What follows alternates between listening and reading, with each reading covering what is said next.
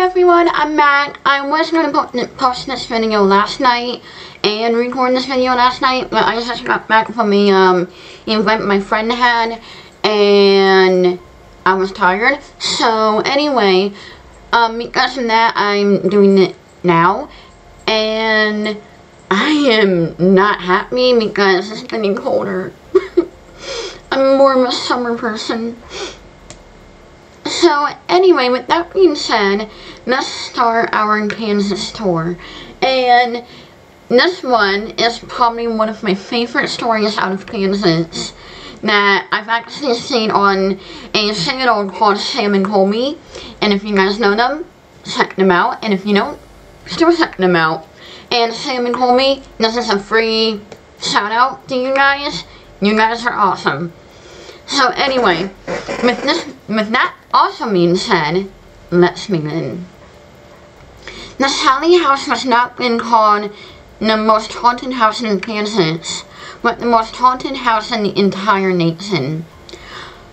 Well, it may have had something to do with rumors to tell of a little girl, Sallie, and how she met her tragic demise at the hands of a surgeon botched surgery right inside of the home. Well, in the mid-1800s in Ashton, Kansas, the home is located at 508 North 2nd Street and is seen its fair share of history throughout the years. Passing hands multiple times, the home is rumored to have once housed a little girl named Sallie, who died tragically at the home during a wildly unsuccessful makeshift appendix surgery.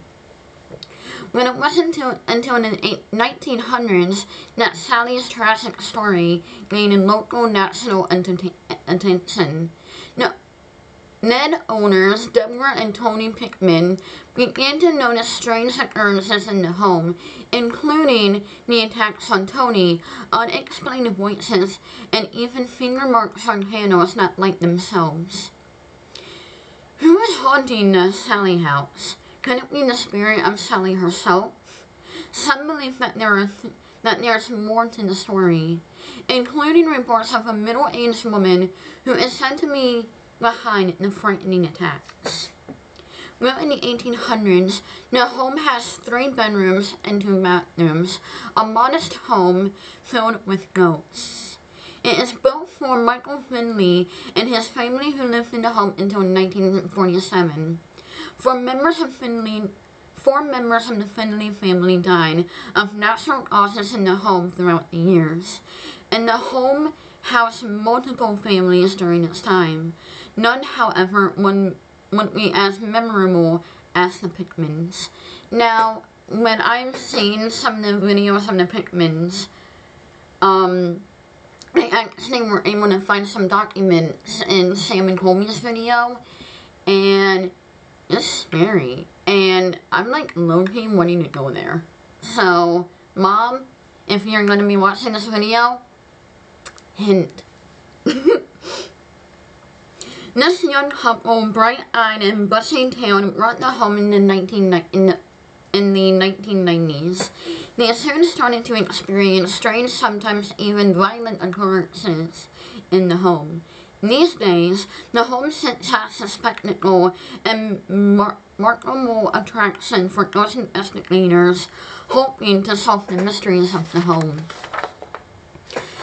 The home has said to be the local and of almost every type of ghostly activity: apparitions, disembodied voices, objects moving on their own, shadow people, attacks, anything. This could be why the home has gained so much media coverage over the last 20 years. The home has even been featured on popular television shows such as A Haunting, and yes it was, I've seen every episode of A Haunting, and it was scary. Unexplained Mysteries, Ghost Adventures, and Sightings. It didn't say it when I looked up my information for this video, but I'm pretty sure it was on Ghost Adventures, Ghost Hunters. which is also Ghost Nation at this point as well. I'm not sure. So, yeah.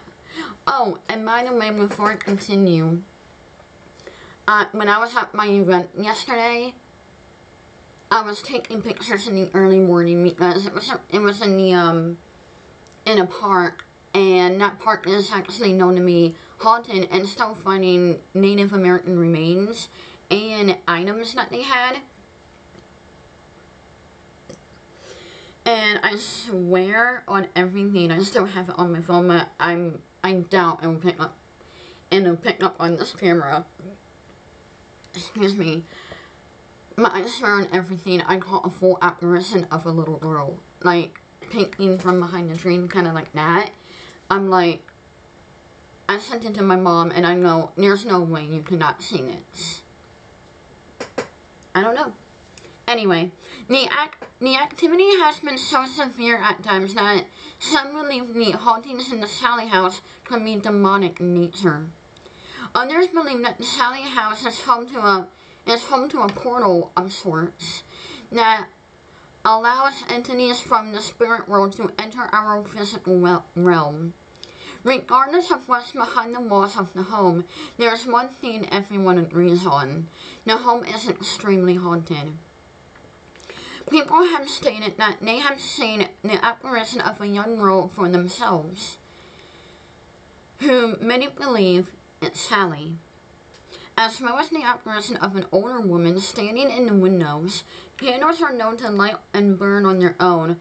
Objects pick up and move throughout the air on their own. And others have reported disembodied voices of men, women, and children. Scratching on the walls at night is accompaniment, alongside the sounds of furniture being moved around. There have been reports of more physical attacks and possessions. Throughout the home is referred to the Sallie house, and there is no steadfast proof that the girl ever existed or resided in there. However, there are reports of a man named Dr. Charles Finley who was owning the home and operating his office out on the first floor of the residence. The legend of Sallie arose when Dr. Finley attempted to perform an emergency surgery on Sallie, which resulted to her death. Two versions of the Sallie story exist. One being that a woman rushed her lying 6-year-old daughter after complaining of severe abdominal pain. Abdominal, I can never say that word, I'm sorry. When Finley realized that the girl's appendix was on the verge of rupture, he opted to perform surgery at his residence without any anesthesias, later died on the operating table. In another version, Sallie was born as a result of an affair that Dr. Finley was having. When the little girl became ill, her mother brought her to Finley, since he would not allow her to go to the hospital for fear of external affairs would be exposed. Instead, he performed the emergency surgery herself. While Sallie's story cannot be confirmed, it is no legend that the home has seen some fair share of dark events. It was discovered in the early 20s,